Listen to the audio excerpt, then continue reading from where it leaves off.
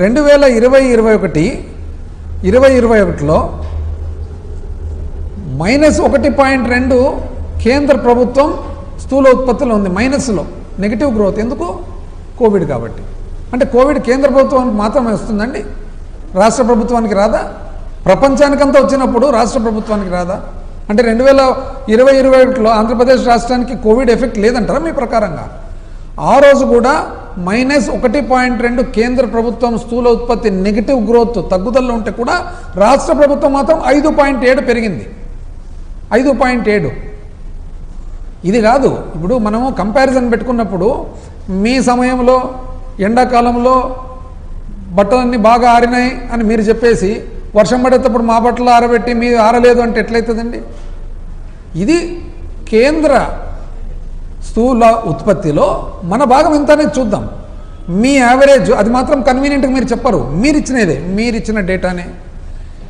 కేంద్ర స్థూల ఉత్పత్తిలో మీ పరిపాలనలో రాష్ట్ర భాగం ఎంత అంటే 4.45%.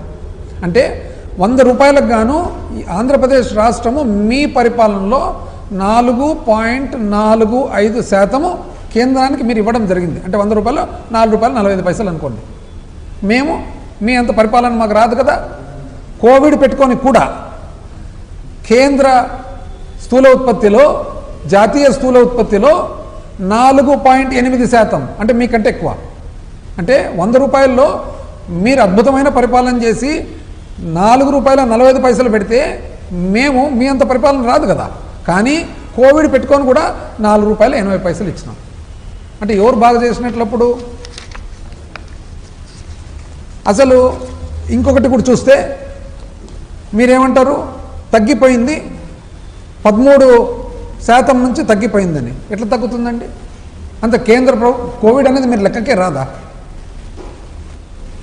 మరి అప్పుడు అదే 2020-21 సంవత్సరంలో కేంద్రం అంత పెద్ద జాతీయ స్థూల ఉత్పత్తి -1.2లో ఉంటే రాష్ట్ర స్థూల ఉత్పత్తి 5.7 చాలా గొప్ప సాధన కదా. దాని గురించి చెప్తున్నారా? చెప్పరు. నెక్స్ట్ ఏమంటారు మీరు? మీది మాత్రం చాలా అద్భుతంగా ఉంది, ఇప్పుడు చాలా అద్భుతంగా ఉంది. ఆ అద్భుతంలో కూడా ఏమంటారు మీరు? అసలు 12.2% అంతేనా మీరు చెప్తుండేది? అయితే మీరు చెప్పే ఫిగర్స్ ఏదైతే పెరుగుదల ఉందో ఇది నమ్మశక్యమా అనేది. ఎందుకంటే మీరేమంటున్నారు? మీది గొప్ప పరిపాలన కాబట్టి గొప్పగా పెరిగింది అని. అయితే ఇది రాబడిలో ఎందుకు మరి మారడం లేదు? మీరేమంటున్నారు అంటే ఎక్కడైతే ధనవంతులు కానీ ఆదాయం మాత్రం లేదు అని అంటున్నారు అన్నమాట. ఇప్పుడు మీరు ఒకసారి చూడండి, 2019-24 మధ్యలో చూసినట్లయితే రాష్ట్ర స్థూల ఉత్పత్తి ఎట్లా పెరిగింది?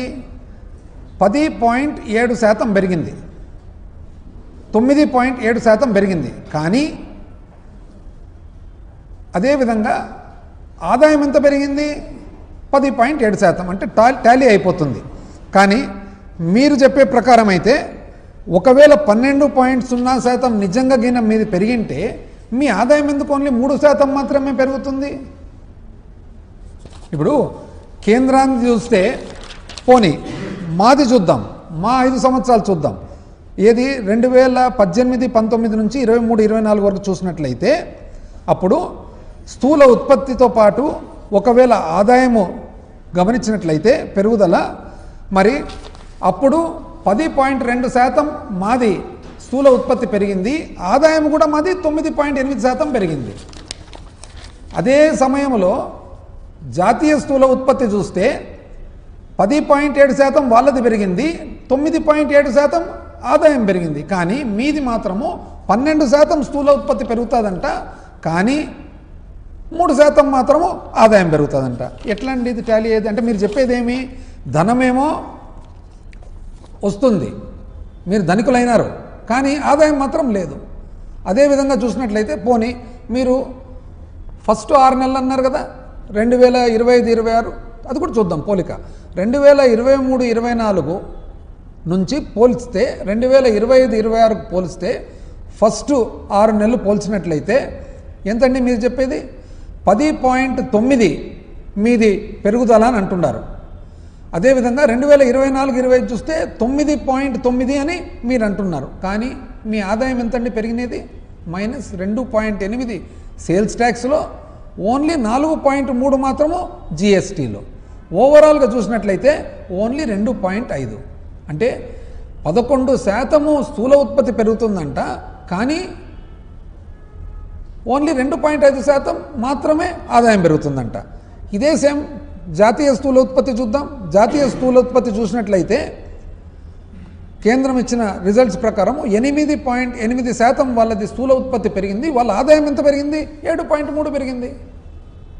అంటే కేంద్రానిది 6 నెలలదే టాలీ అవుతుంది, కేంద్రానిది మాతో టాలీ అవుతుంది, కేంద్రానిది సంవత్సరంది టాలీ అవుతుంది, మీది మాత్రం ఎక్కడ టాలీ కాదు.